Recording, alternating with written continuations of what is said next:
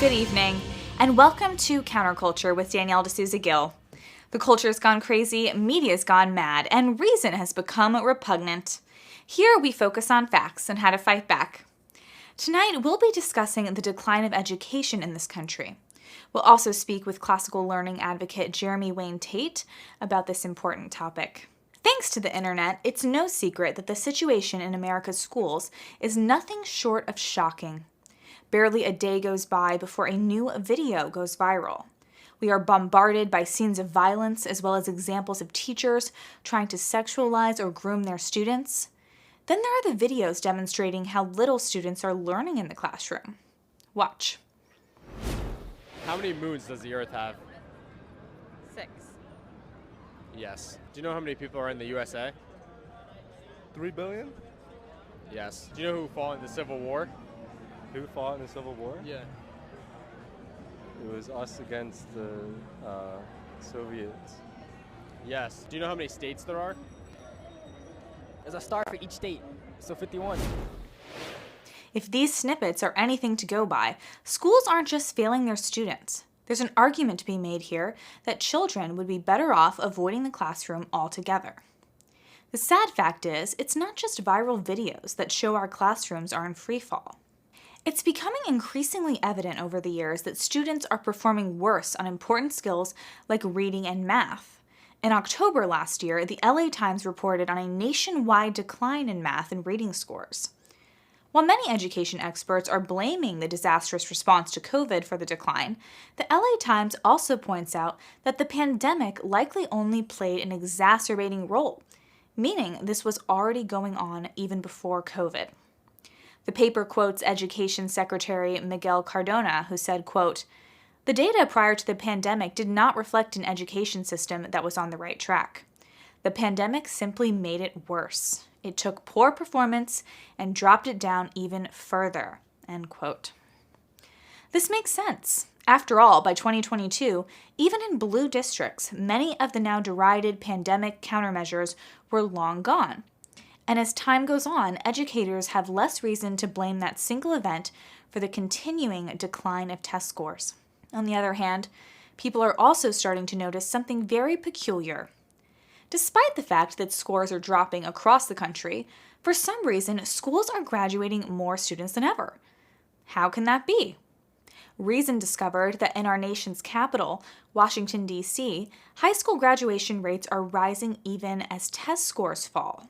The same can be said for schools in Baltimore, according to local news in that city. It's counterintuitive, so much so that reporters are actually asking questions, a rare enough occurrence in journalism. According to local news in Baltimore, quote, "There are 13 schools where 0 high schoolers tested scores proficient in math. 6 had 4-year graduation rates below 50%, but the others had graduation rates that were much higher, and in most cases, surpassed the city's average," end quote. In other words, schools where not even a single student tested as proficient in math had graduation rates that were even higher than the average. So how can that be? Well, we have to ask the teachers. Apparently, schools can still pass students who fail standardized tests so long as their grades justify it. But who gives them these grades? It just so happens that many schools in Baltimore have enacted something called the 50% rule. This rule mandates that no matter how poorly a student performs on their assignments, they cannot score below 50%. That means no student receives a 0. Even if they never go to class, they don't bother to do the work, they don't even write their name, they still get a grade of 50%. This feeds into a cycle of what's known as grade inflation. Apparently, education experts are concerned that too many students are failing.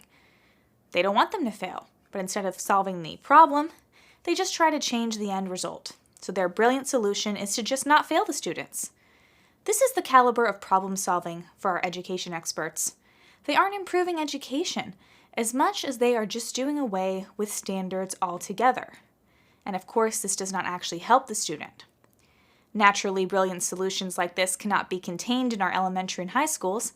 The ideas caught on in our higher institutions as well. In fact, our nation's top law schools have dispensed with over half a century of tradition and stopped asking for LSAT scores alone as a metric for determining whether or not students can be enrolled. Now students interested in enrolling in law schools at places like Yale, Harvard, Cornell, Notre Dame can instead submit their GRE scores, which is a completely different test. The LSAT is a high-level test of verbal reasoning and problem-solving skills, traits that are necessary in order to successfully earn a JD and have a worthwhile career in law. Whereas the GRE, on the other hand, is a different test and is more of a general knowledge test. One tests your mental agility and ability to problem solve on your feet, whereas the other tests your retention. These are two very different attributes. But even in the ivy-colored halls of our greatest law schools, people got together and decided that this course of action was a good thing. Well, we can only speculate as to why. Another problem facing schools has less to do with the students and more to do with the teachers.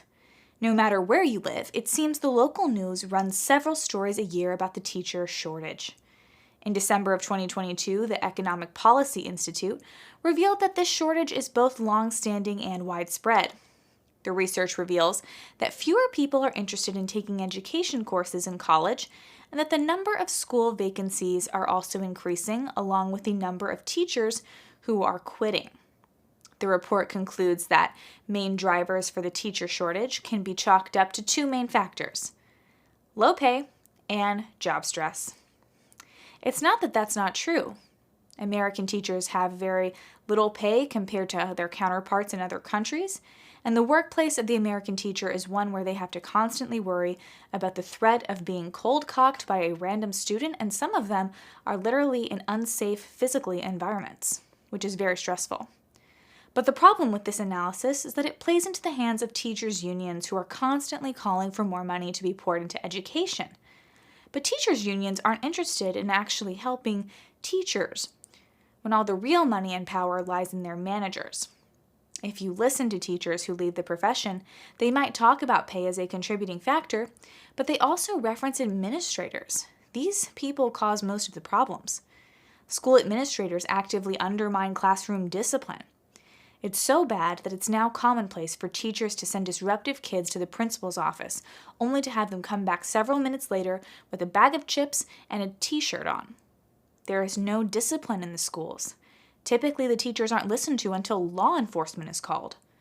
When teachers try to discipline students, the administrators actually reward the student's bad behavior behind the teacher's back, so the teacher is not protected. It's also commonplace in schools for white teachers to be accused of racism by minority students as a way of gaining control over the teacher. And the administrators in these situations will invariably side with the student, forcing teachers to disavow their whiteness or else receive anti-racism training. White teachers are leaving the profession in droves. In all these situations, the cause of the problem can be directly traced to the school administrator. School administrators' lax views on discipline are directly responsible for the increase in school chaos and violence, not only for the teacher, but for the other students in that classroom who have a desire to learn.